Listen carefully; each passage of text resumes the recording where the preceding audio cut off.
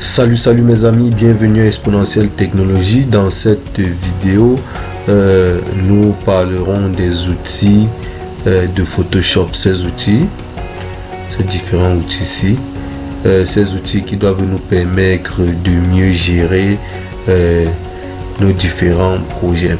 Mais avant de parler de ces outils, j'aimerais que nous parlons de certaines astuces de base de Photoshop qu'il nous faut savoir pour mieux avancer dans le logiciel Photoshop. Pour ce faire, nous devions créer un projet. Pour ceux qui ne connaissent pas comment créer un projet, je vous invite à regarder une autre vidéo sur comment créer un projet avec le logiciel Adobe Photoshop. Donc, la première astuce, autant pour moi, c'est le zoomage et le dézoomage de notre zone de travail. Donc, il peut arriver que vous ayez un élément quelque part là et que vous voulez mieux la visualiser pour pouvoir apporter certaines modifications. Pour ce faire, vous utilisez le zoomage ou encore le dézoomage lorsque vous êtes en train de vouloir dézoomer. La combinaison pour zoomer, c'est CTRL plus. CTRL plus. Bon, là, il y a une touche sur votre clavier. Plus, vous maintenez la touche CTRL plus. Vous voyez que ça zoome votre zone de travail. Maintenant, pour dézoomer, vous faites CTRL moins. Vous dézoomez dans votre zone de travail. Une fois que vous avez zoomé votre zone de travail, si vous voulez aller à un endroit précis de votre zone de travail, vous maintenez la touche espace de votre clavier. Une fois que cette main-ci apparaît, vous prenez votre souris et vous faites un cliquer glisser avec votre souris pour pouvoir aller à la zone que vous voulez visualiser. Comme vous voyez, clic gauche, vous maintenez, vous lâchez pour aller visualiser l'objet que vous voulez faire. Comme autre astuce, nous avons ici vous remarquez ici que nous avons une couleur de premier plan et une couleur arrière-plan. Donc, pour souvent appliquer, que ce soit la couleur de premier plan ou encore la couleur d'arrière-plan à un calque, les calques, vous le voyez ici, je vous ai dit cela dans la première vidéo de présentation. Ça, c'est la palette des calques. Donc, vous créez d'abord un calque, vous pouvez cliquer juste là, vous créez les calques, ou encore vous passez par le menu calque ici en haut et vous partez sur nouveau, ensuite sur calque.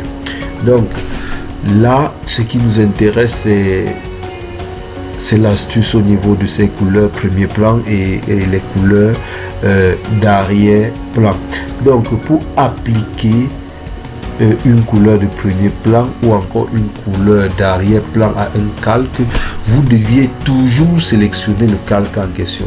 Donc, vous mettez déjà en tête que lorsque vous seriez en train de travailler sur un projet, si vous voulez apporter une modification à un objet, vous deviez sélectionner cet objet, puisque chaque objet doit appartenir à un calque lorsque nous serions en train de réaliser nos différents projets.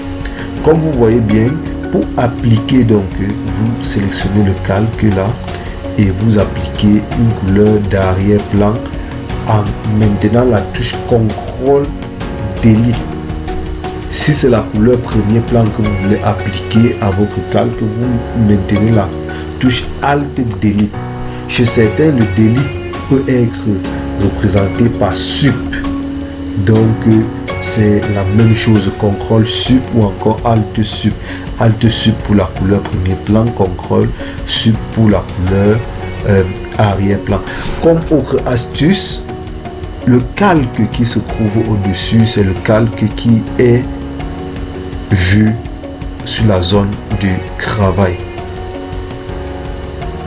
Si je déplace ce calque-ci, je mets là, et que je viens ici, j'applique plutôt la couleur premier plan,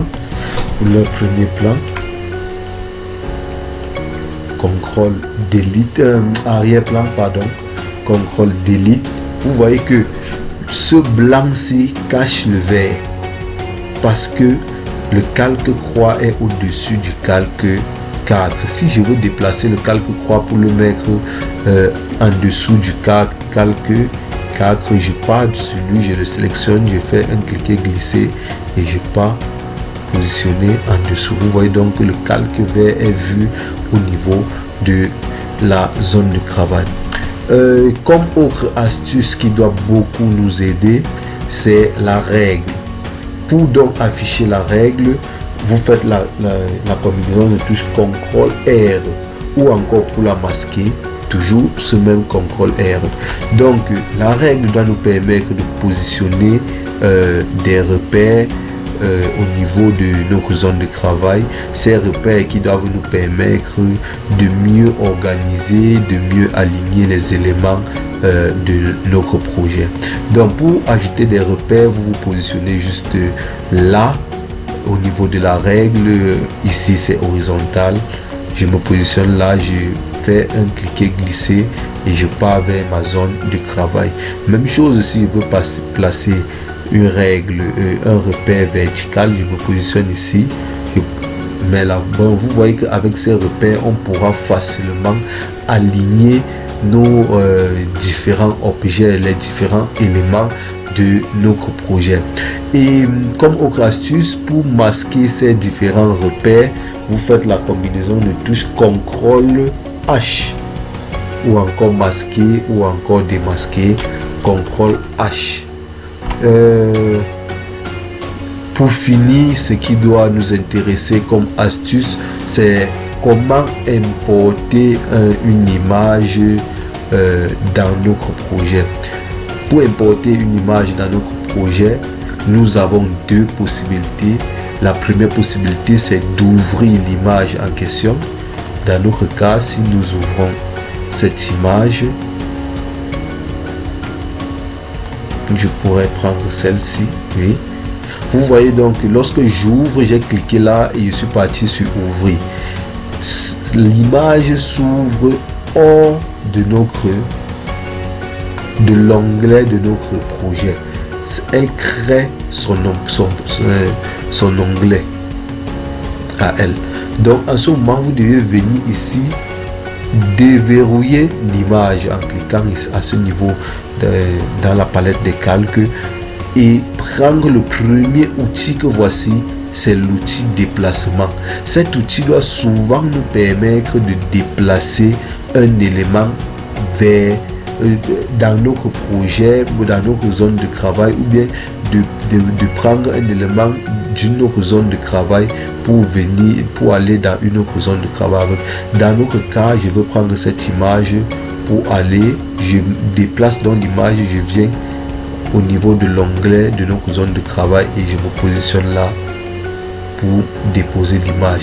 Vous voyez toujours ici, voici l'image en question, mais comme le calque vert est au-dessus de cette image, on voit uniquement la couleur verte. Maintenant, si nous voulons que c'est notre image qui soit vue en premier plan, nous la déplaçons pour mettre au-dessus des autres calques.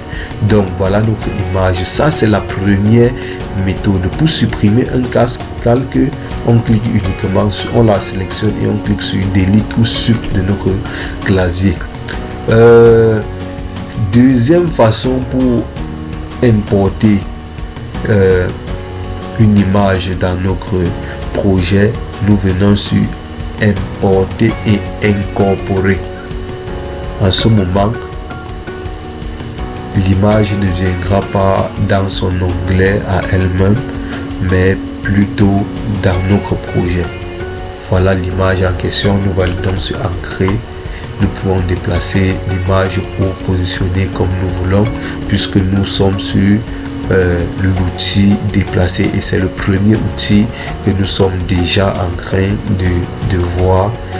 Cet outil permet de déplacer les éléments, que ce soit les tests, que ce soit nos dessins que nous devons réaliser dans Photoshop. Comme autre astuce, c'est comment transformer, appliquer l'option de transformation à notre image ou bien à un objet de notre projet. Pour ce faire, vous sélectionnez l'objet au niveau d'ici de calque et vous faites CTRL T.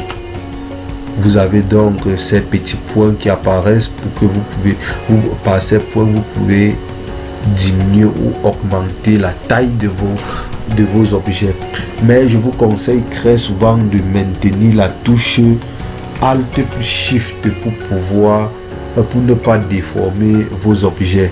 Donc à notre exemple, quand je diminue ou alors j'agrandis notre image, je peux diminuer notre image. Donc, j'utilise cette fonction. Vous voyez, bon, je peux diminuer ma zone de travail, c'est mieux. Je fais là, vous voyez, j'agrandis.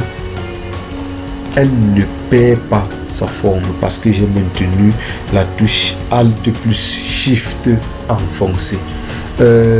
Actuellement, je suis en train de voir que la vidéo est déjà longue, donc c'est dans la prochaine vidéo que nous étudierons les outils proprement dit de Photoshop.